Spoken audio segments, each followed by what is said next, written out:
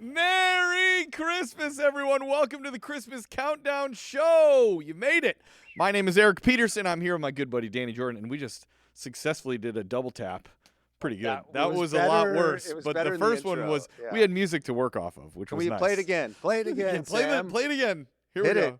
Just so in case anybody missed it. Yeah, I love it. It's a new tradition.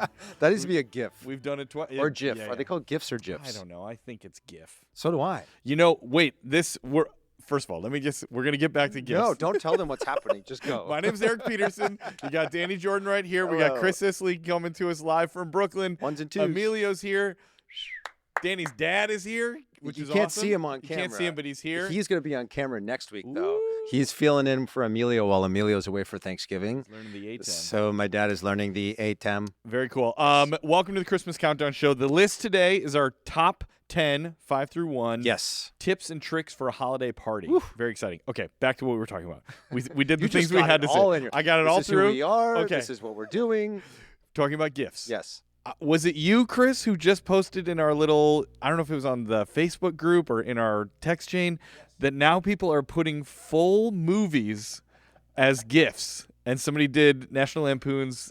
Wait, did somebody do it or did Chris do it?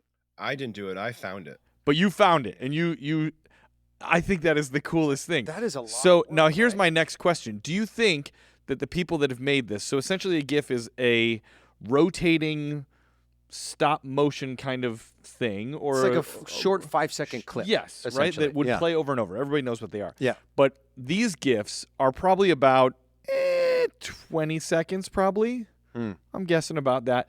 But they did the full movie of National Lampoon's Christmas Vacation.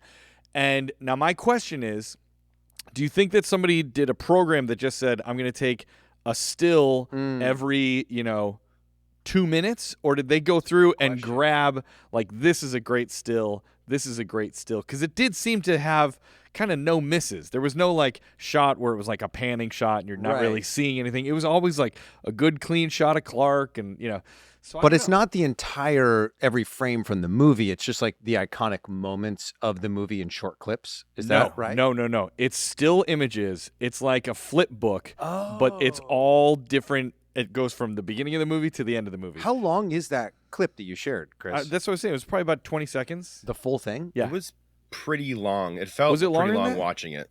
It I did would say feel it's long probably watching maybe it. closer to like a minute and a half. Did it feel longer than watching the actual movie? No, because you wanted to watch it when it's playing. It's hard not to watch the entire thing. Yeah, 'cause you're like, all right, when's it going to stop? And then it goes Yeah. through the entire movie, and it's like, oh, this But is it's also really odd long. because there's no music, Yep, right? you're And just there's no watching- sound. yeah, You're just no watching sound. imagery. Okay, here is a good idea for a game. You know how we played that the game that Chris had where we had not seen Ernest Saves Christmas, but we had to Yes. answer trivia about it? The almost impossible. Yes. trivia. Okay, so you need to make a GIF version of a movie that we have not seen. Oh. And so we have a little bit more information. We've been able to see stills from it Okay. for a full movie, but we don't have any audio. We don't know anything. And then we have to try to describe what the plot is or something. Oh, okay. Just from seeing, I was going to do like a name that tune, but you know how we've done this on Disney Countdown where Chris will pick 5 iconic Disney princess movies because the countdown is that. But what if it was specifically audio from movies we've never seen? That's pretty good. Because too. if you see the actor, you kind of might be able to deduce. But if you're like the 4 minutes 70, not 73 seconds, that doesn't work. So the 5 minute and 13 second Right, mark, yeah. I really want to complicate things. That was good, man. For Chris. Thank you. Cheers. You could do that, and then you would hear like a line or a moment from a movie you've never seen. And then you have to describe the whole movie. Oh my gosh, that would be like a combination. I think you would do really great at that. I think I would do well. Because you went to improv class. Yes, exactly. I did the improv. You did. Well, Eric, it's good to be back. It's good to see you. It is good to be back. It's been kind of like a whirlwind. I feel like since I last saw you, like there's more sickness going around. Yeah. My wife got sick. My daughter Riley is sick now, which is crazy. So it's like, I don't know if other like families are dealing with this right now. I think so. I think it is the season of the what did they call it the other day? Plague. Yeah, the plague. The plague. Let's hope not. Not norovirus. No. Oh, well, there is some. There's the I Oh my gosh, I just said it. You just said it the other day, like because I was laying in bed reading about it when I was sick as a dog. It's like a and four-letter, because I had that flu brain, whatever it was. But there's the flu. Norovirus, Nora Jones. Anybody? Anyone going to help us? There's 3 people staring at us right They're now. all like, "Good luck." Yeah, they're like, "No, please." Wait, let's go to Emilio live from the hospital. He's actually there. He is from the hospital where he's got whatever this virus is. Emilio, what is it called? What's it called? I'm not. I didn't do science. Ask the doctor behind you. He knows. Again, you gonna folks, answer, buddy?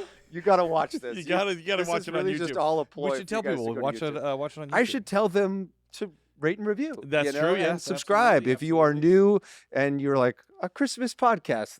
This should be fun. They'll talk about nothing but Christmas, and then we didn't talk about it at all. If that excites you in any way, please make sure you subscribe to the show wherever you are listening.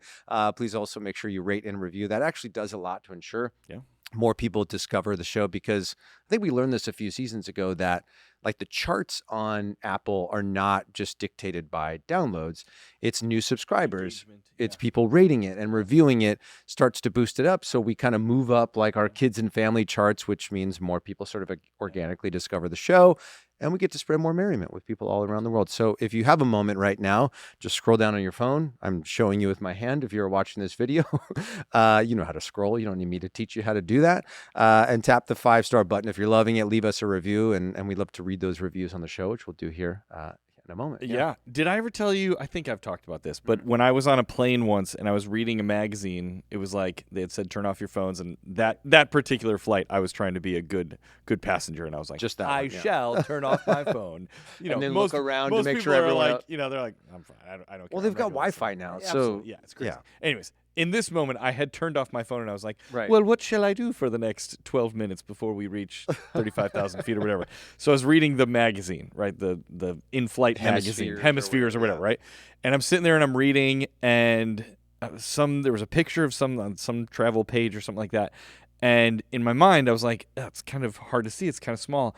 And I literally went to pinch and widen on a magazine, like without thinking of it. I just like lifted it up, and then I put my little fingers on the magazine, and I went, and instantly I was like, what are you doing? What have I been trained to do? Right. Yeah. But like, because I was sort of not thinking, I literally tried to pinch and zoom on a piece of printed paper, and I was like, we've really messed up our brains pretty good, and it's happening to our kids, like absolutely on a totally different level. Because my children are at that age where they want to touch everything, right? And I'll be working on my laptop at home or whatever, and my daughter will see like something she likes, and she like tries to like double tap it. I'm like, please don't touch my computer screen. Yeah.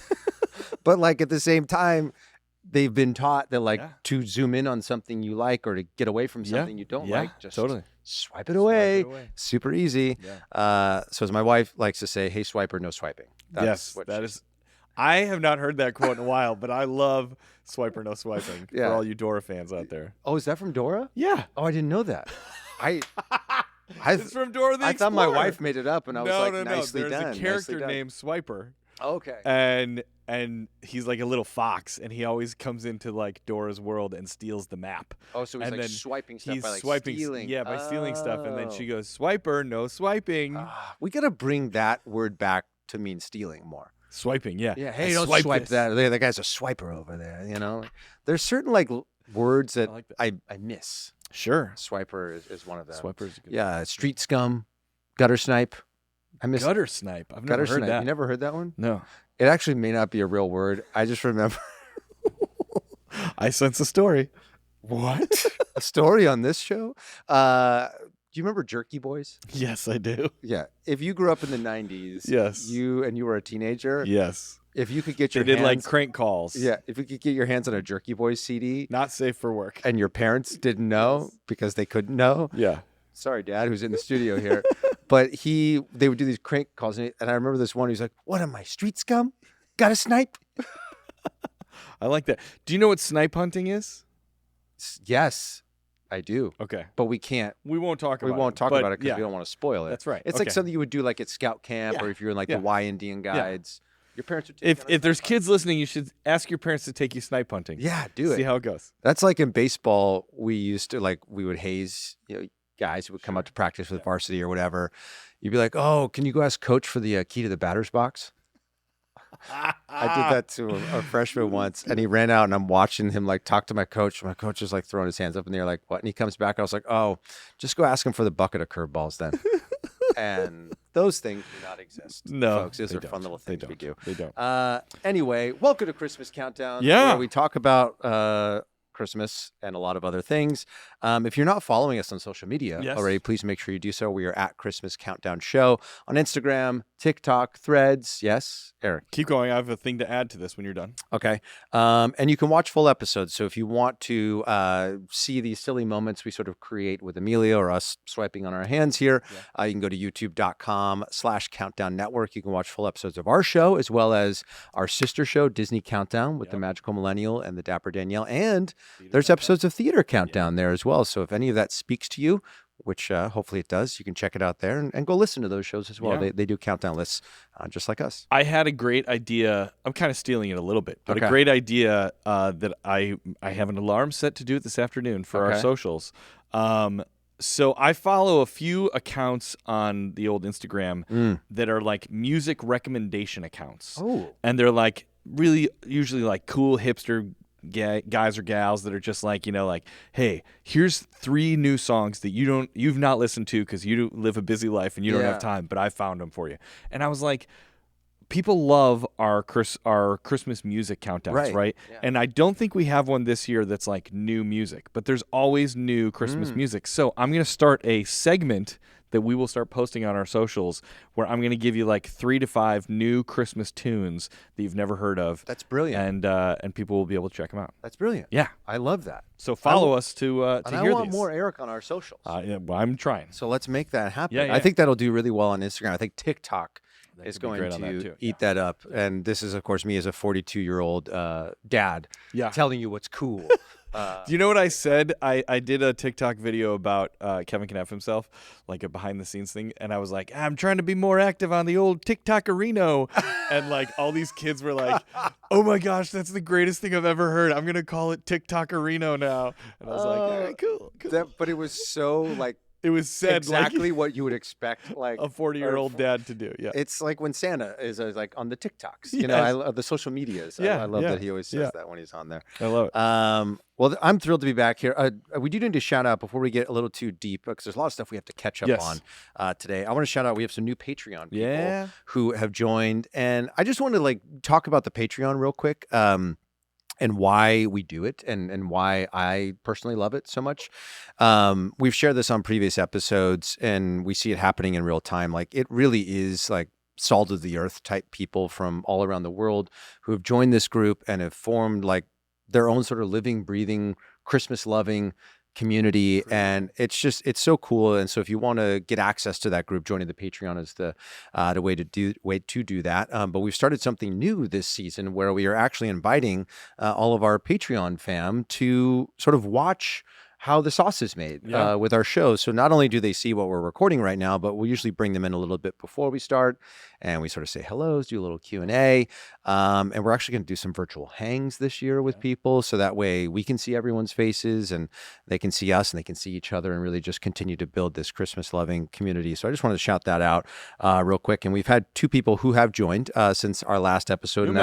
New member shout out. The first one, and this is this person's username. Okay, I thought you were going to say this is their real name. I mean, that would be incredible. That'd be a good name. I've never heard of anyone with this last name, but someone may have it. Sarah Donuts, which is just like... Sarah Donuts. And not only is it Sarah Donuts, but when we got the alert, the email, like new Patreon member that comes through, which we always get excited about. It's really fun to like be able to welcome people in. And we always do like a welcome post on the Facebook page so everyone can say hello. And what I love is that people will always post a GIF. Yeah. Like they pick one they feel like really captures that person or saying hello. But when we got the email notification that this person had signed up, it was Sarah Donuts with a donut emoji. And I was like, were all the gifts donuts? I don't know. No, because like her name on Facebook is not Sarah Donuts. Okay. I think her last name kind of looks like donuts or is spelled like donuts. Yeah. So for all people who are in the Patreon and you're all watching right now, go to the welcome post for Sarah and come up with a fun donut gift. That would be super fun. Donut. Know what you're talking about. Hey, there it is. Ding. Oh, Jingle.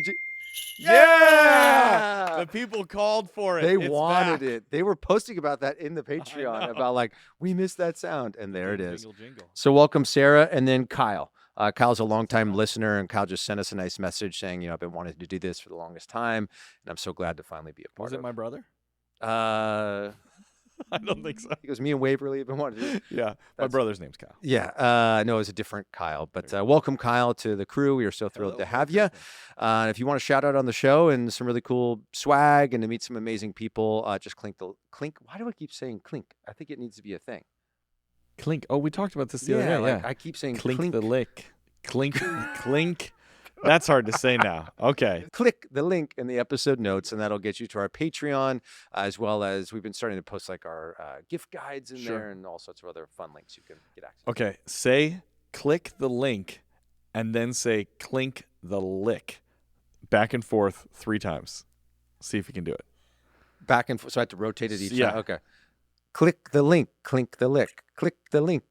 Clink the lick. Click. That's pretty good, though. That was good. My brain. Bravo. What is it about tongue twisters that makes it so hard? Is it like 2 parts of your brain that have to work at once, and that's why there's a conflict? I've never thought about that, but that I need to know more. I don't have somebody an answer, Google but I think that? it's a great question. Yeah. Because like there's, toy boat. Toy boat is a hard one, or unique New York. Yes. Red leather, yellow leather. That's another one. Yeah. Yeah. Toy boat, toy boat, toy boat, toy boat, toy boat, toy boat, toy boat. It's something about your brain starts to mush the sounds together or something. But I need to know like, more. Boy tote, and then everyone starts. I'm a boy with my toad. Excuse me, coming through. Christmas shopping to do.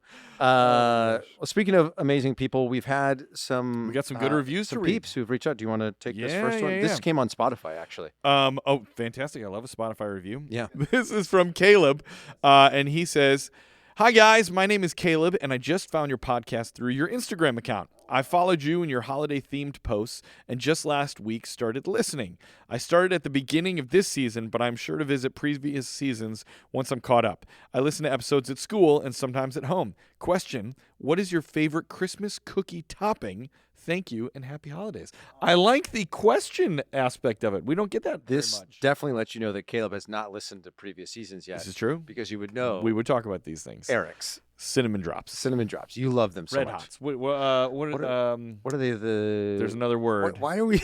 We both went to this. Like, they're called Imperials. Imperials. Yes, Imperials. you love those Imperials. I love those Imperials. Now I'm trying to think what mine would be. I kind of like just a classic. I talked about like I love shortbread cookies, and we need to do like a top 10 Christmas cookies list at some point. We've done mini cookie lists, but never like a. That's right. We did one on our Instagram with Sugarbird, which was and really, we did really one great. at St. Jude.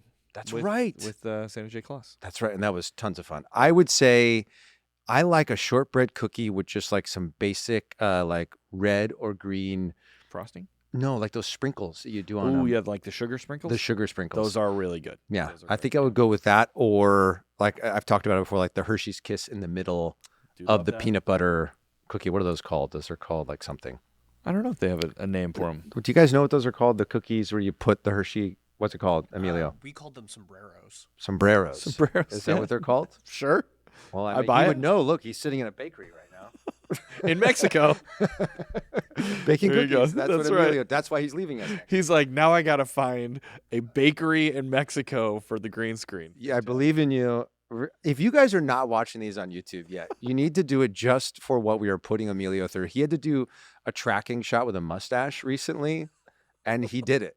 He fully did it, He's and the it ended up best. in the edit, Emilio, which you're the might best. explain why he's taking next week off, and now somebody else has to edit the Yeah. video. So, thank you, Caleb, for discovering the show. It is cool that people are finding us through our Instagram page, and because it is, our Instagram page is very popular. Yeah. And I think a lot of people just think that it's like not a meme page, but that it's Christmas memes and stuff. Right. But we always try to like let people know we also are a podcast. We are real human beings. Yeah, come check us out. I started doing this thing. I don't know if you're a part of our private broadcast channel on Instagram. It's something that's open to everybody who follows our page. And we'll do polls in there. I've started sending voice memos to everyone. It's just like, hey guys, just, wanted to wish you a happy holiday. A real person. Yeah, like I'm a real human. Yeah. Like this is run by Eric and myself. We're not just some machine, or some big corporation that's trying to like commercialize Christmas. Yeah. And I will say those messages I've sent out get the most reactions. That's awesome from people. I love and that. So maybe you could do one. Maybe we'll do one here today. Just do one right now. We'll do it after the podcast. Come on, improv. Because if I do it now, then everybody will hear it. Fair. You know what I mean? Okay. This is incentive. It's a tease. Okay. All right. Get people to this sign is up a for the maybe broadcast. and. That's right. Maybe and or a future yes. Can and. we? Somebody needs to do like an improv series on social media that's not yes-anding. Right. It's like maybe and. So somebody comes in, they're like, "Oh no, John, you burned the cookies." I might burn the cookies. I might. I'm only halfway through. How would you know?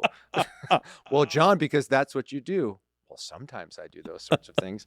It's a real passive-aggressive approach to improv. Caleb, welcome. And if you are one of those people who has found our podcast through our social media, send us a message and let us know. We love knowing that like people are like, wait a second, this isn't just memes and things. Like these are real humans and I can connect with the show. We love hearing from y'all. This next review is coming to us from Apple, and you can give us stars there. And of course, this person gives us 5 golden stars. Yeah. At some point, we got to figure out a harmony to that. And I will depend on you to come up with that, and I'll just sing the melody. Sure. Okay. Sure. All right. The title of this review is A Podcast for Me in all capital letters. And this comes to us from Greeking Out fan.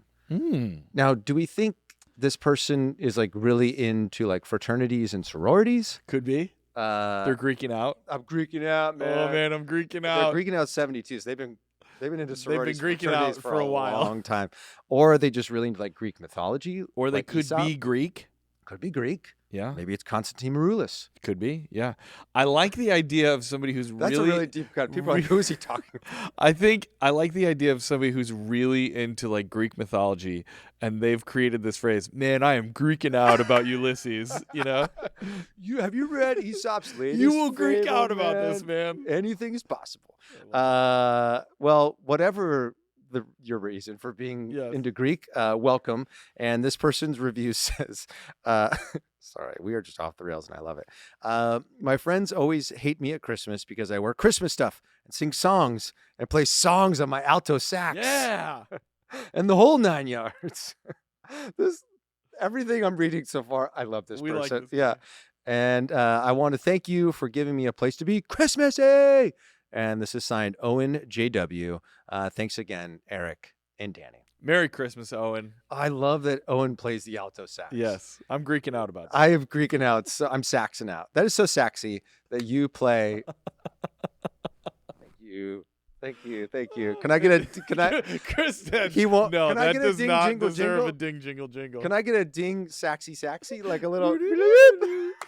Please, maybe in post. In post. Anyway, thank you, Owen. Welcome to the crew. We are thrilled to have you, and you got to let us know, what are you Greeking out over? I love Greek that. food, maybe. Just a big fan of falafel and gyros. Yeah. Or have gyros, as they called them on. Wasn't it? Was it Seinfeld? Did they call them gyros? Yeah, I think so. Yeah. Do you know what saganaki is? Can we talk about Greek food for a second? No.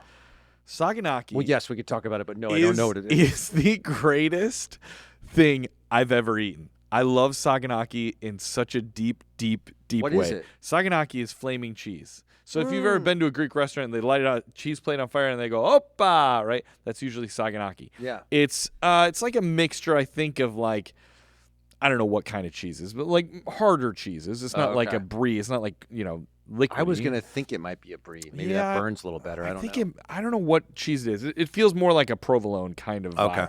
But they light it on fire. They put a little lemon sauce on it. My family, we love saganaki so much. Like, if I see it anywhere on a menu, I'm ordering it. Like without Alaska. question. Like if you're a baked Alaska person, you're yeah. Now I get a good saganaki story. I want to hear it. So saganaki is it a cheesy story? It is a little cheesy. It's not cheap. It's not a cheap appetizer, right? Okay. But it is so good. Like every bite is heaven in my mouth. And you use like bread or so? You just eat it with like a fork? You can use bread, but usually it's just with a fork. And they usually have very little tiny forks. You've got to. Is the way you do it. Escargot. Yeah, exactly. And so when I was in high school, I went to freshman homecoming with a gal that went to my cousin's high school. Okay. And both of our homecomings were on the same night. Oh. So we made a deal where we went to dinner with all of the kids from her school. Okay. And then we went to my dance. Okay. Was sort of the trade-off, right? I thought you were saying I got Saganaki and right. we went to her well, dance. Sort of, basically. And so I went out to dinner with this whole group of kids that I don't know any of them there except for this girl, and I think my cousin may have been there. Okay. And it's, like 30 couples. It's a huge table of kids, and we went and the server's like, they're like, great, right? Exactly. Everybody's in their, suits and everything and dresses. Yeah. And so at the table, wherever this restaurant we went, they had Saganaki. And somebody ordered, the table ordered like 15 Saganakis. Are you serious? Right? Because it was a big table. And I think I sort of led that charge. I was like, have you guys ever had Saganaki? It's the greatest thing ever. And so they order all these Saganakis. They all come. They light them on fire. Everybody's like, wow, oh my gosh, it's great. They put them on the table. Nobody's eating them. Like, they're just sitting there. They just thought it was cool. A Saganaki should feed 2 to 4 people. I housed 3 of them by myself while everybody's still at the table. I don't think I've ever heard someone say housed as like I crushed. Just housed it. Yeah. Right? And so then at a certain point, I've now eaten 3 full Saganakis. And I'm like, and you still got to go to the dance. But I'm feeling a little like, I don't care about that. I'm like, there are like 12 Saganakis just sitting here untouched. This is insanity to me. And then all the girls were like, we're going to the bathroom. And they all get up to leave to the bathroom. And I'm like, this is my chance. And I think I ate 3 more full Saganakis. Are you serious? In the 5 minutes while they were in the bathroom, because I was like, what are we going to do? Just throw them away? Like, did you talk to the other guys and be like, guys, have you tried this Saganaki? I didn't even care. I was like, you guys want some? And they're like, no, it's cool. And I was like, okay. That's amazing. Do you think those people still tell the story of the time the guy ate 6 crazy kid Saganakis? that ate 6 Saganakis at their homecoming dance? Like they're watching, Netflix, and Kevin Knapp himself comes up to like, I know that guy. it's Saganaki. Like, It's Saganaki guy. oh man, my that's gosh. we got to find some of those people and see if they remember that. That is great. Thank you, Owen, for sending taking us a this. trip down Saganaki Lane. Oh. Take a trip down Saganaki Lane. with me. Lane. That yeah. Just doesn't have the same vibe to That's it. pretty good though. All right, we got one more before we move on. This here. is a long one. This so is a good buckle one up, though. folks. Yeah, I've I'm really read this one excited. before, so Yeah. this is a good. Trust me, this is a good. This one. is an email we got. Yes, we got this a couple months ago, which was We nice. did. Yes. Okay, it says, Dear Eric and Danny, I've been meaning to write you every Christmas for the past 3 years, but my good intentions invariably get swept up in the joyous busyness of the season, and before I know it, we've turned the corner on another January. You see, I'm a priest, and so Christmas is pretty all-consuming for me, which is the most amazing blessing because, well, I just love it. In fact, I often tell people the reason I became a priest is so that I could celebrate Christmas professionally, which I would like to suggest is a vocation that we share. And I just love that we're professional Christmas celebrators. Peddlers of positivity. Absolutely. So, from one Christmas professional to another, I just want to take this moment to thank you both. Thank you for the joy, for the fun, for the steadfast commitment to wonder in a world so often marked by cynicism and despair. I mean, that paragraph alone is worth it. Put it on your business card. Yeah. As you yourselves often remark, Christmas, with all its bittersweet memories of loved ones lost and unfulfilled expectations of togetherness and peace, can be as tough a time of year as it is wondrous. My role as a parish priest is to be alongside others as they journey through life, living all the highs and the lows of every season with them, as together we seek to be a community of love. And whilst he's British. Yes. And whilst I consider this calling the greatest honor and privilege, it can still be really bloody hard. Yeah. But for the past 3 Christmases, you've got me through. Last year, for instance, I was on the bus back from the hospital where so many of my parishioners were being cared for that it had taken me most of the day to visit them all. It was a miserable, slate-gray November evening, and I was on my way back to church to lead the children's choir in their Christmas rehearsals. I knew that the kids needed me to be full of festive cheer, but the hours I'd spent comforting the fearful and the dying had left me completely drained. I was just messaging the parents to cancel the rehearsal when a notification popped up on my phone. Latest episode of Christmas Countdown now available. I pressed play, and by the time the bus had dropped me back at the church, my sense of festive calling was renewed, my heavy heart lifted by your sharing of seasonal joy and magic. The rehearsal went ahead, with the choir singing Carol of the Bells beautifully, and we all had a brilliant festive time together. Thank you. Your show is a light that shines in the darkness, and that is truly the spirit of Christmas. At the beginning of this year, I moved to a new church in central London. The Love Actually bench where Liam Neeson and his son sit is actually in my parish. Oh my gosh. That's really cool. And I can't wait to celebrate all the highs and lows of Christmas with my community here, trusting that when things get too much and the darkness threatens to overwhelm, that you'll both be there, full of festive cheer, lighting the way to another Christmas dawn. If you should ever come to London for Christmas, then you'll find a warm hearth and an even warmer welcome waiting for you here. You're doing the work of the angels, lads. Keep it up. Peace, Friar Lee. Oh, man. Thank you. That's Thank beautiful. You, Friar Lee. I cried the first time I read it, and now I'm crying again. Yeah, me too. That means so much to us. We get messages from a lot of people saying that our show has helped them through dark times and hard times and has helped them sort of connect back to the spirit of Christmas. Yeah.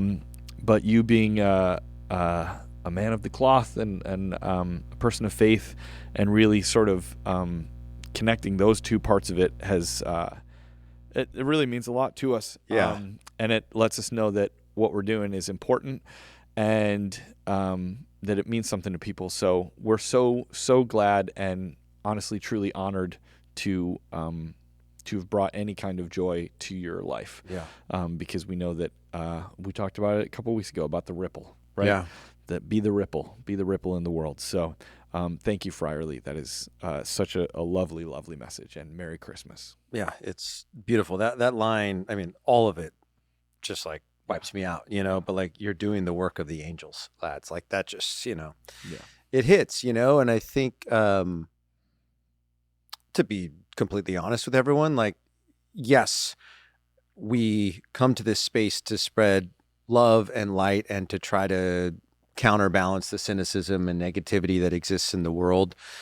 But we also have our own stuff like going on in our lives as well. And, I was thinking about this a couple of days ago and I've said this before on the show, but like, I really want to stress that like this show for the last few years, it's helped me to process so much of what's going on and has happened in my life and to discover new parts of myself. And it has been a beautiful journey. And I'm grateful that we get to do this. I'm grateful that we get to meet so many new friends all around the world.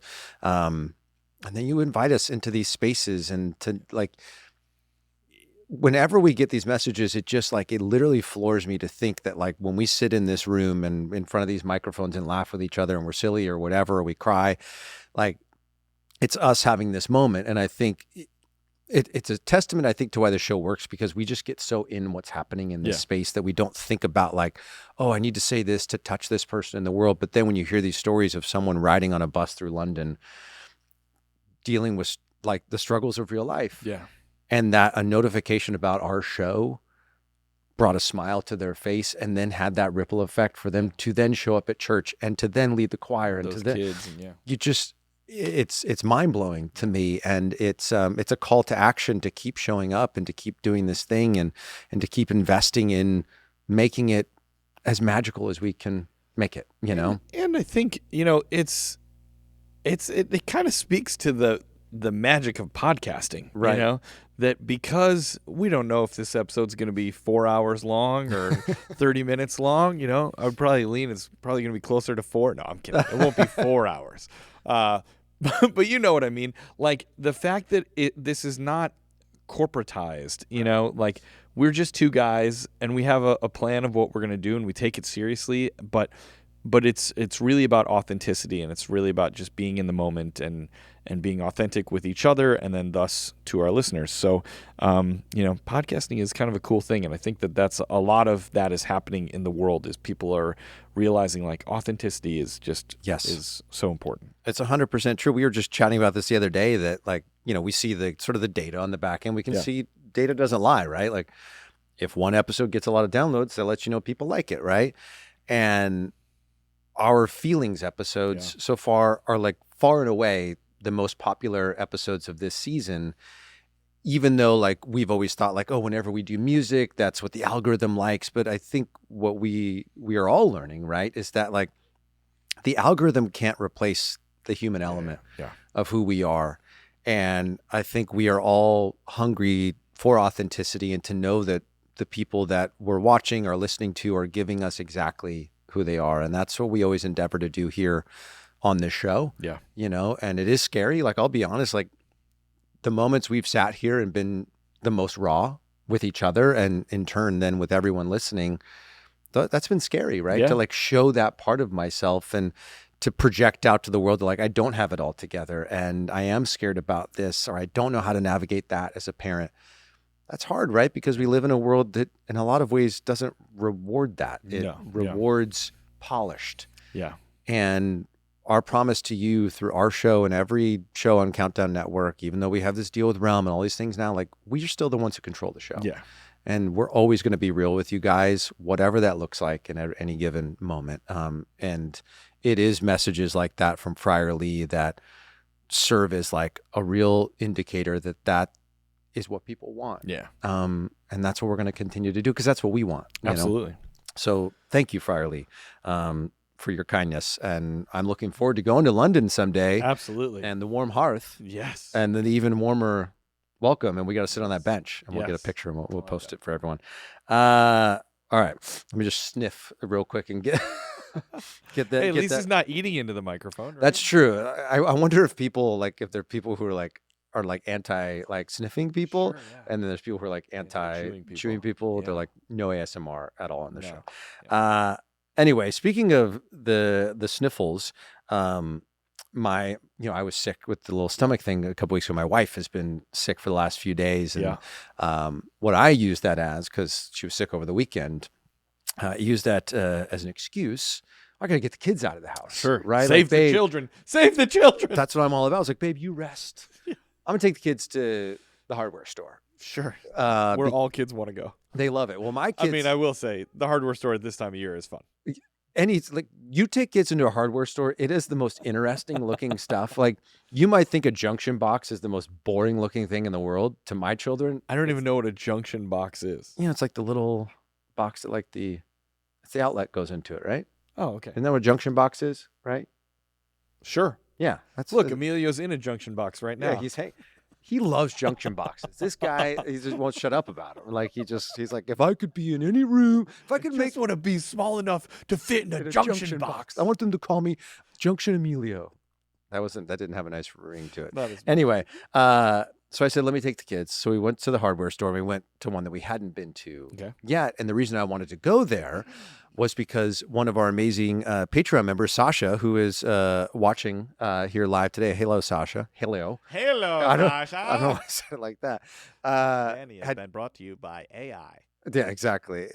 He had posted a video in our Facebook group over the weekend of, he's like, which house is mine? Number 1, number 2, number 3. Yes. And then number 4, like they were all had nothing on them. And then number 4 was like, hallelujah. It was just lights everywhere. And I saw in this video clip, there were these huge, oversized, 3.5-foot tall C9 bulbs. Yes, I've seen these. That were like little sort of like podium lights that you put like on your porch. And I was like, what are those? I need those. Yes. And Sasha posted the link and they were available at Home Depot. Yeah. And so they're like $25. They're on Black Friday sale for like the entire month of November. Yeah. Now, I will share that they are battery operated. Okay. And they do come with a timer. So like, they will go off, but like, I mean, they're D batteries. Like, is that going to last me like 3 nights? Like, I don't know. And Sasha then also shared like a modification that he did to his decoration. So that way you could have it corded and have light rolling in it all the time. I like that. So I will share that I did not look up on the app whether they had them in stock before I went. I was like, I'm just going. Sure. Like, I just want to go in general.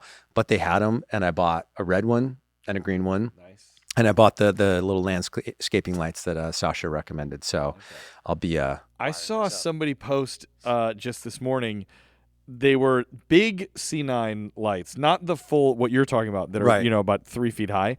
These were probably about 1.5 feet, 2 feet big C9 lights that were like the same kind of thing where it was like a piece of plastic that made it look like that. Yeah. And this person connected it to a big, thick green hose, and they got like 50 of them, and they had like a massive reindeer in their front lawn, kind of like what's here at the Holiday Experience. Yeah.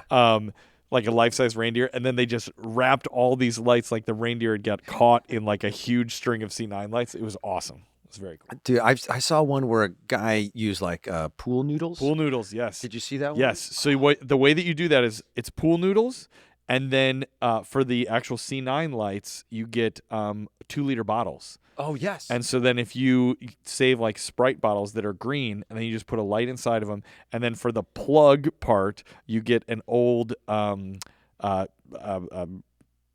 can. Yeah. Like a short little garbage can you'd have. The one like that's in kind of an like office. rectangular? Yeah.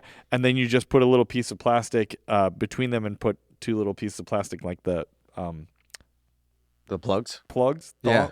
What are The prongs? prongs? Yeah, and you Thongs. spray I don't paint know them why I said like thongs. brown. Yeah. Dude, Great. really, I love that. That's one of my favorite things of social media is like just all the creative things Yes. that people do. Although, so just as I was unpacking all of our decorations, there was 2 wire wreaths to like make a wreath, right, that we had in our set of stuff. Right. And I said to Lisa, I was like, "Oh, do you want me to save these? Or are you going to do a project with these?" And she goes, "I bought those like 3 years ago. I still have not done it." And my mom said she had seen a meme that said, "I've realized that there's a difference between buying crafting things and actually crafting. That those are 2 separate hobbies." That is funny. I guess there's like the hobby of the buying, Of the and buying, the of hanging, of the crafting doing. things. Yes. Yeah, that's Yes. amazing. So what I realized is like, me going to hardware stores has just become a tradition Yeah. for me, and going to basically every single store Yeah. I can possibly go to. And speaking of traditions, we need to talk about the tradition of shopping for your tree. Yes. We got into this a little bit last week. We started to talk through like our top 3 things that we love most about going to get the real Christmas tree, which was a big part of my childhood, both with my mom and my dad at separate houses. And I'll share what was always fun about that as a kid is that my mom liked a specific type of tree. Sure. You know how like some people are like Douglas fir families. Sure, yeah, and yeah. some people are like pine or balsam or whatever it may be. My dad was always into the tree. I think it might be a Douglas. It was really wide. Sure. And then it had that huge long thing Sure. at the top. My dad loved that kind of tree. So I loved that when we would go shopping for trees as a kid, we got 2 different kind of trees. Because it depends. Like, what are you more into? Do you want a full tree that has like really good coverage on the whole thing, but maybe not as tall? Do you want more of a tall tree? What's the checklist that you're looking for? That's a great question. But that's the beauty of going to a lot is that you have those options. And everybody has input. Exactly. And they have different sizes and all those things. But what I've realized is that when my wife and I first got married, we would do a real tree. And it sort of became like a tradition. And I remember we didn't have a topper that first year. So like I got super crafty and like took some wire and bent it into the shape of an L and a D. And then I wrapped like red ribbon around it and I tied it to the top of the tree. And it was like our tradition. And then it was like when we moved from our apartment into our house, our daughter was born like a month before you would buy a tree. And so there was just so much going on. That like the idea of like bringing a real tree into the house, we were like nervous about that. So we stopped shopping for a real tree. And now that my kids are older, I'm like, I feel like it is time to start bringing that tradition back to our house. So I know that you guys, you do this. So I want some tips from you. Is like, what do you guys like when you're going to the lot? When you're going to the lot, like what are some tips? Well, there's for a couple someone things you got to do. taking kids, yeah. First of all, you got to make sure that you bring the right car. Yes. Right? You got make sure that your car is ready to bring back a tree. Right. That's number 1. Number 2, I always recommend at least one of you bringing, it's not about being cold. It's more just about being able to really get into there. Oh, yeah. Bring a pair of gloves. Smart. Right? So then you can really get in there. You can grab those trees by the trunk, pull them out, set them down. Some of them are sort of wrapped up trees, and you got to sort of just guess, or you got to ask, can you uncut this one? You always want to make sure that you've seen it uncut. Have them rewrap it if you have to, or put it into the net. Okay. But like, I don't think you want to get a tree without seeing what it's going to look like, right? True, right. Can I ask you a question? Yes. With the kids, Yes. right? We want to empower our kids to have a voice in the Yes. world, right? Yes. But sometimes we, as very passionate, You have to guide them. Christmas lovers, we might have our thought as to what the perfect Christmas tree is for our home, or ideal, I should say. What are your tips for sort of including your kids in the process, but also making sure you get something practical that works in your home? I think here's the key. Yeah. From an early age, you need to be explaining why a Christmas tree looks good and why this is the right tree for us. Okay. So if they know the sort of markers to look for, so as opposed to just like, I like that tree, but you're saying to them, look, this one's really full at the bottom, so it's going to be able to hold a lot more ornaments. Right. Or this one has a really cool color, and trust me, like that's going to look great against the lights. And if you sort of espouse to them the qualities of a great real Christmas tree, and then they know what to look for, then they have some agency in being like, so if they pick one that you kind of are like, I don't know if that's the right one, you can be like, I don't know, remember we talked about how we want to make sure that the branches are strong enough to hold all your cool ornaments. So then it's you're involving them in the process, but you're also, it's sort of like a teaching moment, and you're kind of trying to guide them down the path to glory. Enlightenment. That was good. Thank you. Jingle, jingle. I mean, perfect example, I believe, of like a great looking tree. The ones that we have these here. are spectacular trees. Like if you were to like draw, or you wanted to find a picture of the perfect Christmas tree to like hang in your home, the shape of these trees, in my opinion, is ideal. It looks like that iconic profile of a tree. Super full, very triangular in a great way, or conical. Also, I like that the branches on these ones have a nice kind of angle, because you have to assume by adding ornaments and with just time that those branches are going to fall down a little bit. So if you're starting at a good V shape with your branches, by Christmas time it's going to be awesome. Now, do your kids get excited about going to the lot? Is it something like, has it become a thing? They're like, Daddy, when are we going? Oh yeah, yes. We all put on our Santa hats. We go. We obviously do the cut that we've talked about. Make sure that you get the little slice of your tree trunk.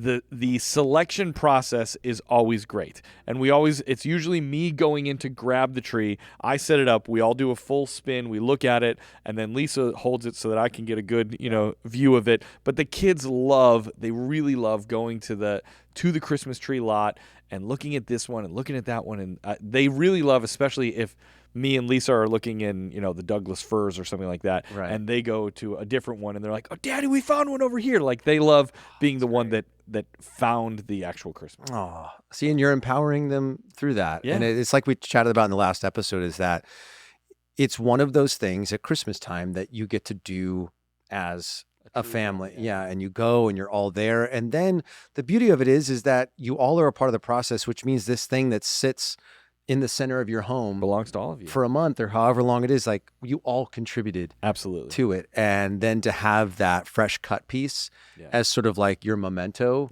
of that year, and then to watch how it changes year over year. And then to know like maybe someday your kids may take those. And if they move across the country or they go off to college or whatever, maybe they take one of those with them, and sort of like Christmas past gets to be a part of their Christmas present. Yeah. And Christmas future, which is amazing. So we highly recommend, as the holiday season is upon us, and the lots are starting to fill with the trees that are being delivered from amazing growers all across the country. Find a lot in your area. Go to realchristmastreeboard.com. They have this really cool locator tool on there where you can find lots in your area. And if you're watching this video, you can see that these things are stunning, and I think you will all be very pleased to have one of these in your home. And more than that, to have the memories that you create together as a family this holiday season. So make sure you check them out. So you texted me something yesterday that got me really, really excited. And I don't know if it's just like a Southern California person thing, because they must do this in other markets. I think it's in other markets too. Right. But there's something about here in LA that this particular benchmark is a big one. Which is the station Coast 103.5, which is like an easy, soft, rocky 80s, 90s, and today. Yeah, it's like Dave Koz, or I don't know. I don't know if Dave Koz is even a thing anymore. I think Dave Koz. I really went deep there. Dave Koz is more like easy listening. Like they're like a a Norah radio Jones. station that you'd have on at the dentist office. Oh, fair. You know, it's Okay. like they're playing the hits of the 80s, 90s, and Sarah today. McLachlan, that sort of stuff. So every holiday season, and I'm sure other, stations that are a part of, iHeart probably do this across the U.S., where a certain station will become just the holiday station. And for us, Coast 103.5 just made the switch. And there's something you text us all, and I immediately went to because I'm usually on like Sirius XM. I went over and there was Ellen K. Yep. And they were doing some bit about mixed drinks with gravy. Sure, yeah. I don't know if you heard this segment, but I guess it's like the thing this year that you mix bourbon and gravy. Ooh. They're like gravy shots or something like that. That sounds I was really like, that good. sounds like the most filling I need to know more of that. thing I could ever do. But like hearing them doing like segments about the holidays and then their little jingle of like, you're home for the holidays. Yep. I'm sure they do that across the do. US as well. I mean, because I remember growing up in Chicago that there was a few radio stations that would, once it was Christmas time, they would switch over. But it's just there. We've talked about this. I think it was in our feelings or micro moments episode that I was talking about. There's something about once the actual radio stations switch over, to me, it's a signal that like, okay, everybody, we now really can be in the season. Right. Like the regular people are into it. We don't have to hide our love for Christmas anymore. It's really the time to shine. Right, because like if it's let's say July and you're in the mood for the holiday music, you got to go to Apple Music or whatever and look up those songs. But like knowing that anyone who's driving around in their car is turning the dial or pressing the seek button or scan, that they could come across holiday music. It's like giving that permission for everyone to sort of go there. And you guys all know, as Christmas lovers, it's nice to have other people enjoying in the merriment with us and knowing that people aren't like, ha, ha, ha, and then like, not even Thanksgiving yet. Yeah, exactly. But I'm thrilled about that. And another music thing that I just discovered yesterday, when I was starting to put together like our final creative for this episode, Spotify sent me an alert letting me know that a Bobby Helms Christmas EP was released on Spotify. And why this is exciting. Like we all know Jingle Bell Rock. There's not a lot of songs on the EP. I think there's 5 or 6 songs on there. Okay.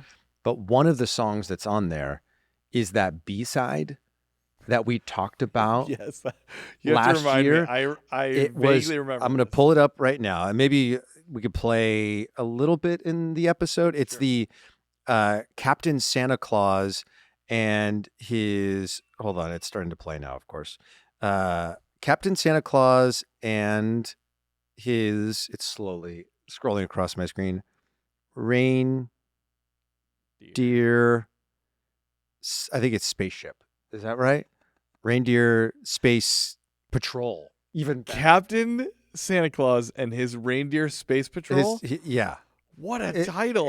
And it's like, it's super, I want that on a t-shirt. 60s, like people imagining what like. Okay, you have to play this. You have to play this. Should I play a little clip of it? Okay. Even if we can't air it on the episode, people will listen to it. I need to hear this. Yeah, we'll play it in the audio version and then we'll just cut it out of the YouTube one. But here we go. I mean, isn't that great? Oh my god, but that's like the greatest thing I've ever heard. But there's a couple other songs on here by Bobby that I'd never heard of. The Bell That Couldn't Jingle. And then those snowy, glowy, blowy days. Right? So good. I know. So if you guys are Spotify people, I'm sure it's been released on other streaming platforms as well. It's just called A Bobby Helms Christmas. And it's got Jingle Bell Rock and obviously Captain Santa Claus and his Reindeer Space Patrol. But check it out. I'm a big Bobby Helms fan. That song feels a bit almost like a Buddy Holly song to me a little bit. It feels like very in the pocket of like sort of 60s. What kind of rock would that be? Like bebop rock? Like old school rock and roll. Old school rock and roll. Yeah, it's very like Sun Records. Yeah. Carl Perkins sort of vibe. So definitely check that out. I was excited to share that with everyone. But there are a couple other pieces of Christmas news that I think we should chat about before we get to our game here with Chris. We interrupt our program to bring you this Christmas news. Reporting live from outside Santa's workshop, it's Danny Jingles. Danny Jingles. What do we think about that? I buy that. I buy Danny because Jingles. it's still DJ? Sure, yeah. So I was like, I buy Danny Jingles. Danny Jingles. Danny Jolly? Nope. Danny- You won. You I have Danny don't need Jingles. to go deeper. Danny Okay. Jingles. Danny Jingles is it. Okay. DJ Jingles coming at you live. So there's been a couple news things that we've had on our list, but because our episodes get so full, Sure. we haven't been able to get to a lot of the stuff. So some of this may be a little dated, so we'll just cover it real quick. One, obviously, we've chatted about this. The holiday stations are out on Sirius XM, which is thrilling. And what's cool is they have a certain amount that are available for you to stream in your car, but they also have a bunch you can stream online as well. And they've added a bunch more this year, so definitely check those out. Another piece of news that I wanted to share with everybody. I don't know if you saw this pop up. Did you see that the Sinatra Instagram page revealed that they released a very special 7-inch festive evergreen colored vinyl that just has 2 songs on it, and it's Jingle Bells and Silent Night. 2 good ones. 2 great ones. Can I see that picture again? Isn't that a great image? Great image. I know. I'll send this to Emilio so he can put it up in the video edit. But it's just Silent Night and Jingle Bells. But I just love the 7-inch I need that. vinyl. I must have that. Like when I think of 7-inch vinyl, I think of when I was a kid, I had a Smurfs record player. And I feel like all the records I had as a kid were 7-inch vinyls. And you have like one song on one side, one song on the other. And I feel like I listened to Don't Worry, Be Happy or something that was what I would listen to on repeat over and over again. So I wanted to share that just because we have a lot of people who are huge, Sinatra fans. And I think it's just a fun thing. I think you can get on Amazon. I'll put the link in the episode notes so people can check that out. And then the last one we need to chat about, and this is Sad Christmas. Hashtag. Do you remember hashtag Sad Christmas? We used to chat about all season 1. This one's a bummer.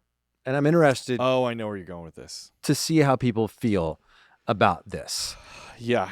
Saks Fifth Avenue, which is iconic, right? Like Saks Fifth Avenue, if you've never been to New York, we all know where the Rockefeller Plaza and the tree is. If you turn a 180. If you've ever seen the sort of hallway, we'll call it, or the galley of angels. With the horns? With the horns. Yeah. That sort of, there's basically the Rockefeller tree.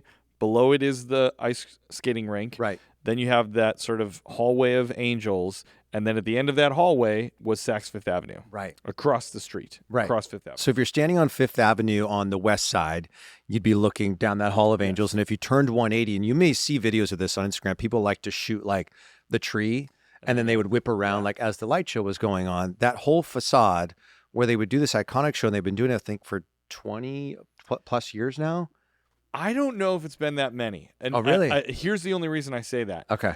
Well, finish what you're saying, and then. So they are not doing it this year. They're not doing it this year. Which they still have lights. Right. They still have lights up, but they're not doing the sort of show that was synced to music. Which would happen on sort of a specific half schedule. hour or something like that, And people who lived in New York, it was part of their Christmas tradition. Yeah. People who were traveling to the city for the holidays, this was something they look forward to. And the articles I've been reading are we want to feature the iconic architecture of our building. Yeah. Sounds to me like a cost-cutting thing. Yes. Which I get, everybody's got to... Times is hard. Times is hard. You got to do what you got to do. Right. But I saw an interview with the CEO of Saks. And I will say this, he had a very Grinchy kind of attitude about really? it, which I didn't love. He was a very cool guy. He had a very nice velvet blaze suit jacket on with a very tall black turtleneck or something like that, and his cool glasses. And he was sitting behind his desk, high above Saks Fifth Avenue. And he was like, "Listen, we've only been doing the light show for the last 10 to 12 years. It's not that old. People think of it that it's this huge tradition." Now, I don't know if that's true or not. Right. But his whole attitude was very listen, we can do whatever we want. We don't owe you, people of New York, anything. But I was a little miffed by that. Yeah. I felt a little dude, you have become a part of the tradition. Right. And so you may lose money on it, but that's part of the deal. This sounds like a storyline for a Christmas movie. Yes. Doesn't it? Where it's the out-of-touch corporate executive comes in Yes. and changes this beloved thing that people Yes. have loved for years, and then some little kid goes, Finally, he's like, "Hey, Mr. Saks Fifth Avenue, can I see the light show just one more time?" he's rushing out from the building to get in his town car that's waiting for him. Yeah. And he's brushes To the go to kid a stockholder meeting. Yeah, exactly. And then something happens, and then finally either he gets fired Yeah. or, his heart becomes open to the warmness, and then they go, you know what? We're bringing it back. The light show's back, The baby. show must go on. And like, and people are dancing on the streets. And there's some big Yes. choreographed number. Anyway, it was. Now, maybe this is all a ploy because they are going to do that. Wouldn't that be amazing? Is they put out this whole press release that they've canceled the light show, and then it all ends with a big flash mob on December 24th right outside Saks Fifth Avenue. This sounds like something a reality TV producer would propose. Would cook up, absolutely. Sounds like some sort of show I've had to produce at some point in my life. And they're like, and here's the great payoff. Oh my is God. the show will go on. I'm like, oh, so we're just going to lie to everybody. Yeah. Great. Great. Anyway, we'd love to hear your feelings on whether you're a New Yorker or it's something you've traveled to see in the past. How do you feel about the Saks Fifth Avenue light display going away at the flagship store in New York?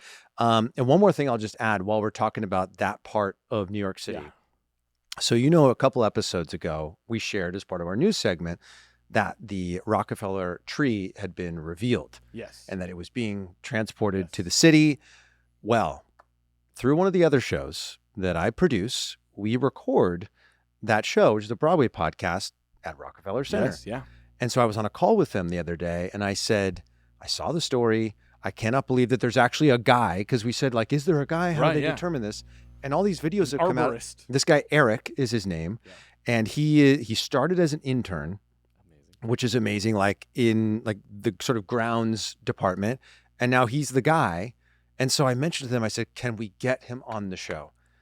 And so we're working on it, and we're going to try to get like the head guy who's in charge of picking the Rockefeller Christmas tree to make a special appearance on our show here in the coming weeks. Exciting. Isn't that thrilling? So I'm hoping we can get it set up for next week, so that way we can release the episode the week of the lighting, the tree lighting. Obviously, it's a very busy time for him right now, but he can easily walk into the podcast studio, which is right across 49th. Come in, chat with us for like 5 minutes. Exciting. Yeah. So really, really exciting. The story, if you've not seen it, of this family and like sort of the wink from the universe or God or whatever you believe in of them being selected when they were selected is just mind blowing.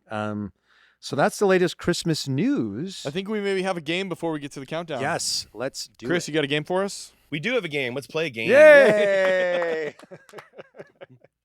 This is a brand new game to the podcast. Ooh. We played it last week on Disney Countdown, and it went over pretty well, so I wanted to bring it over here to Christmas Countdown. This one's called Password Recovery. Now, before we get started, it doesn't have anything to do with the game Password, so don't think you're going to have an edge because you're great at Password. This is a completely different game. For this game, you'll be working together. You'll have to guess the passwords of famous people and characters associated with Christmas. Ooh. So I'll like give you some characters. Like their password to get into their email account? Yeah, like their emails. Yeah, okay. So I'll give you some characters to pick from. I'll then give you 2 clues for the character's password, which will consist of the correct answers to both of the clues together. You'll have 3 attempts to guess the password. If you guess incorrectly, I'll tell you whether you got them both wrong or one right. And if you're struggling, I'm happy to give you hints along the way.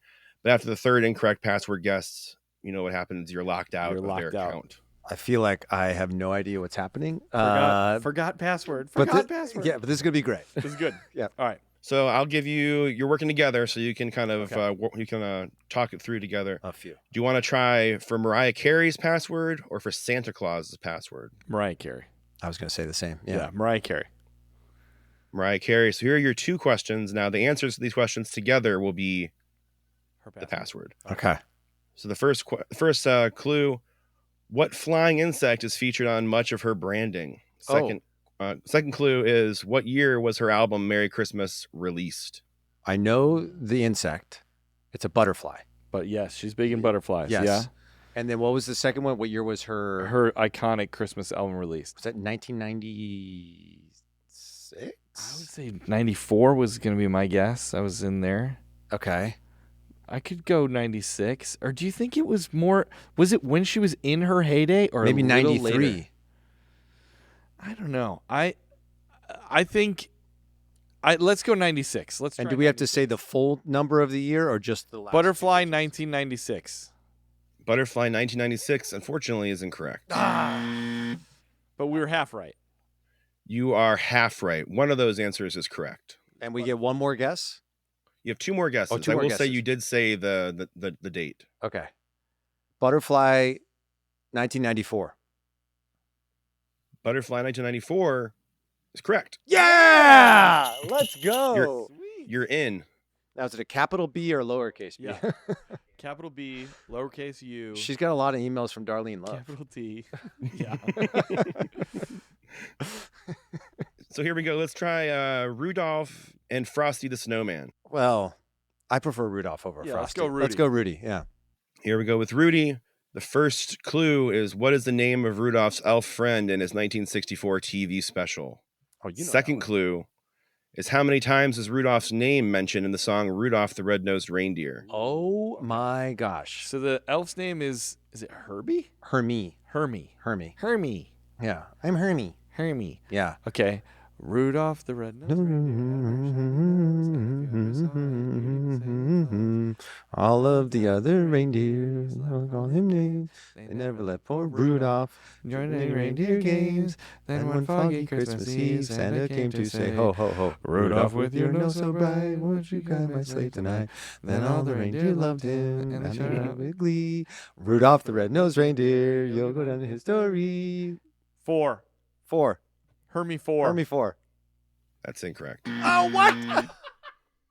Wait, we just sang the whole song. Well, okay. Are we? Wait, does it go again? And you don't get to tell us which half of it we got correct. You did get half of it right.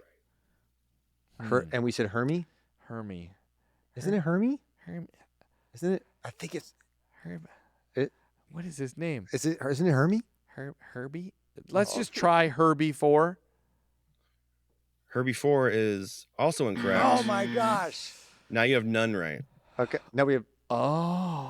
So it's it's Hermie and it's a different number. Rudolph the red-nosed reindeer had a very shiny nose, and if you. I mean, it depends. Like at the very end, we counted right, but at the end, you'll go down in history. You'll go down in history. Hold on. But wait, does it repeat? There might be a second verse. Let's go Hermie 8. Hermie 8 is correct. Oh, let's go. So they do sing it twice. That's fair. Yay. We got it. We did it. Go us. You did it. Do you want to try one more? Yeah, one more. This is fun. So let's pick up where we left off. Let's either do Santa Claus or Frosty the Snowman. Santa, yeah.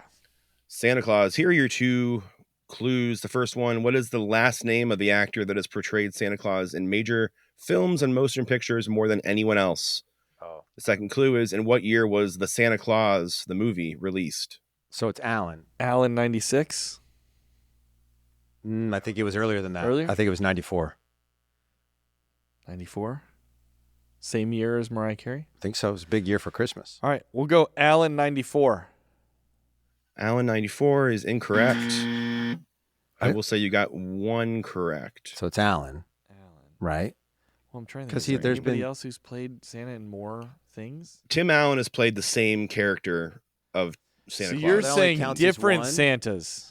Different Santa Clauses, different iterations of Santa Claus. Okay. So then 94 is right. So 94 is right. Okay. Um, So who's played Santa in different Is it just movies, or it can be television as well? Movies and TV shows. Movies and TV Ed shows. Asner? Well, he definitely was Elf. Did he play Santa in any? Oh wait, was he the voice of Santa in the Buddy Christmas thing? Yeah, I mean, but that's the kind same of the Santa, thing. right? We're counting that twice. Has Attenborough? Did he? He only played I him. think he only did in Miracle on 34th Street. Okay. Who? I think I know who it is. Who? The guy who's in Red One. J.K. Simmons? Yeah, because he's the voice of Klaus, isn't he? He is. We can go Simmons 94? Simmons 94 is incorrect. Dang it. I thought I really pulled that one out there. All right, what do we got? We got one more shot here. Oh, we got another We chance. get one more chance. So we know it's One more 94. chance, yeah. And Tim Allen doesn't count. Who else has played Santa Claus numerous times in TV and film? What? You may have already mentioned him. Oh, Ed Asner. Asner? Asner 94? Asner 94? It is correct. Hey, let's go. What else was he in other than Elf? I don't have it listed, but he's played Santa Claus 8 times. What? There you go. I didn't know that. There you go. I thought his only time was in Elf. Well, he was a professional at that point. Yeah.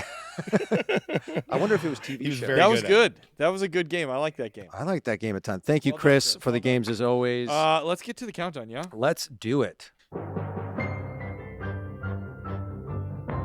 Timpani. What was really fun is I tapped out my iPhone passcode to the beat of that. Dun, dun, dun, dun, dun, dun, dun. Well, you just revealed how many characters are in your pass. Let's guess Eric's passcode. That's right. All right, so this is top 10 tips and tricks for a holiday party. Just as a reminder, my 10 through 6 was play games was number 10. Number 9 was have a gift swap. Number 8 was sing. Number 7 was have a signature drink.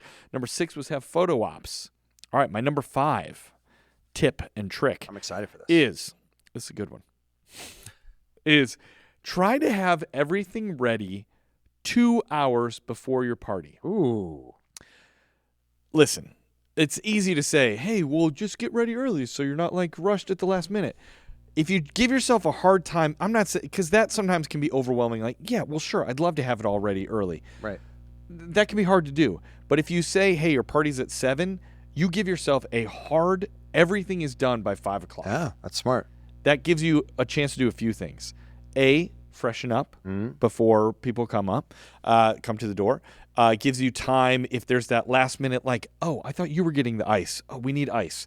Run to the store to get ice. Whatever you're going to do. Giving yourself a little 2-hour buffer window is a great way to leave space for a chill out, cool down before people arrive, but also leaving like that buffer zone for when inevitably there's some sort of last minute thing. And here's a little pro tip added on to this. Okay.